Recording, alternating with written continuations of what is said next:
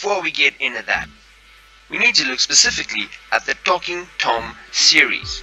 Now, Talking Tom started off with a game where you could have a cat as a pet and you could interact in numerous ways with said pet. This game consisted of mini games in which you earn currency to buy clothes and upgrades for your Tom. This sparked games such as My Talking Tom, which had more of the Tamagotchi effect to appeal for the 90s kids out there represent. Still, this resulted in Talking Tom creating their own versions of these already famous games based off the universe that they have created with Talking Tom. Games like Talking Angelina, Talking Ben, Talking Ginger all spawned off this original idea of Talking Tom. This sparked them to create these off-based games individually, and when you play these games, you earn money in the first Talking Tom. In other words, it was a chain of games. So, Team Talking Tom would force you to download a new game that was based off their universe so you would earn currency in the first game. An example of this is if you played My Talking Tom and you then downloaded an individual game called Tom Bubble Smasher, you would earn currency in the first game, My Talking Tom. So, having said this, let's review the game. Tom Gold Run is a run-based game, yet they added a special spin-off to the game, making it unique in their own way. Tom Gold Run's goal is to catch a raccoon. Other than other run-based games where something chases you, in this run-based game, you chase a raccoon. Fortunately for you, and different from other run-based games, you catch this raccoon, earning currency, diamonds. The diamonds you earn, you use to upgrade your house. While you run, you also pick up gold, which the raccoon drops. You use this also to upgrade your house. Having said that, the main goal of the game is to upgrade your house. There are numerous houses. Each time you upgrade a house, you earn a new playground, and you can run on this playground with a new character. Each character has different traits. And this brings us to our first criteria of run-based games. Our first criteria is currency. And wait for it, ladies and gentlemen.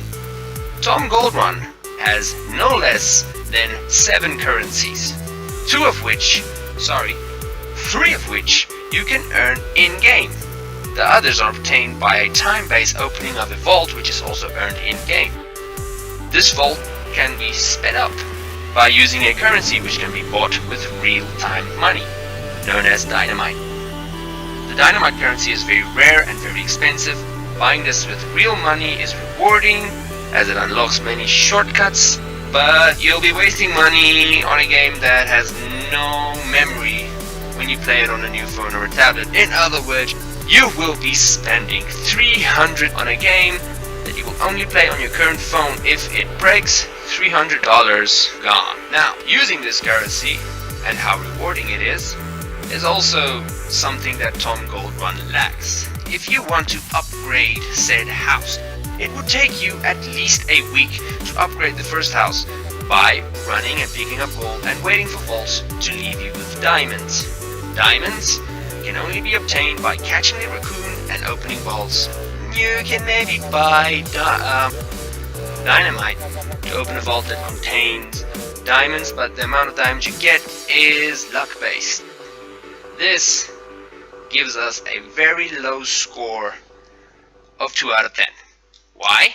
Because if you spend real money, it's wasted when your phone breaks, it's wasted when you change new phones, and let's face it, we get new phones daily. Anyway, now the second criteria is playtime and fun.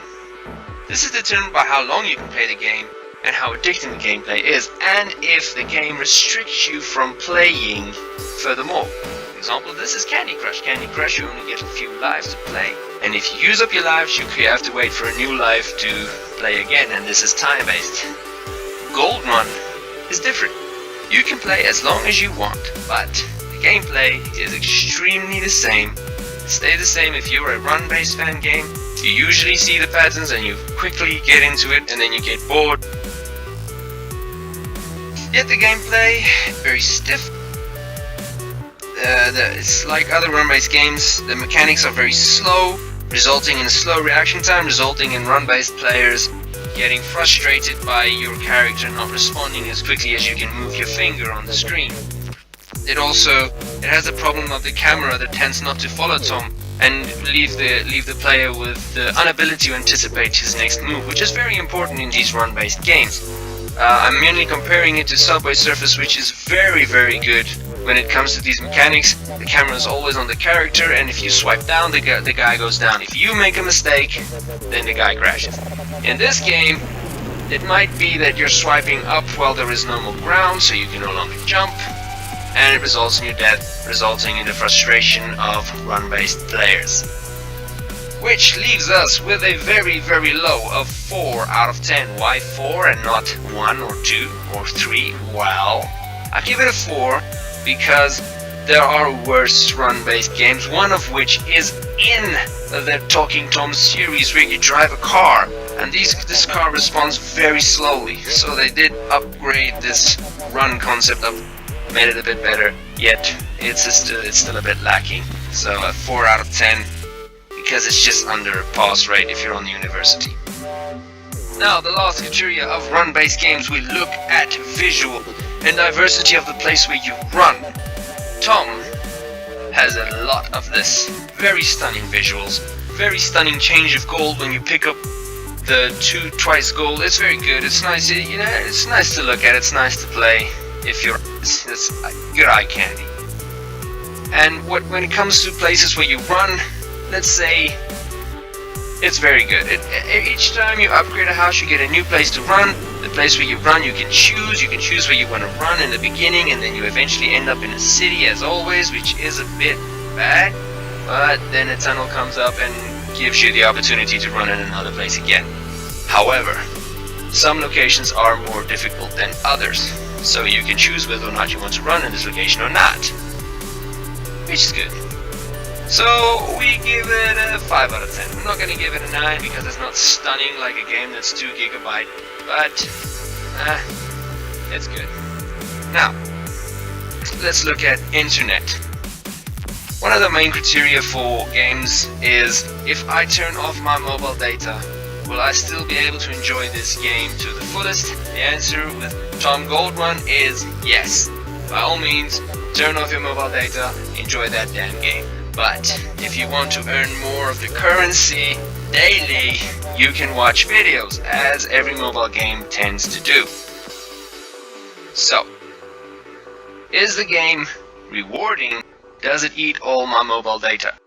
The game is very rewarding if you watch adverts, but make sure you do it with a Wi-Fi. If you use mobile data, turn it off before playing. The game will still be exactly the same. It'll remember how you run, it'll remember the goals you have. You simply won't be able to watch adverts. Oh, and another thing, if you turn this off, adverts won't appear after you die, which a lot of games tends to do, which is very annoying, and this is why we do reviews. So, having said that, adding all the things up, it's a 2 plus a 4 plus a 5, which gives it 11 out of 30, which gives it 37%, and it leaves us with a 2-star review for Tom Gold Run.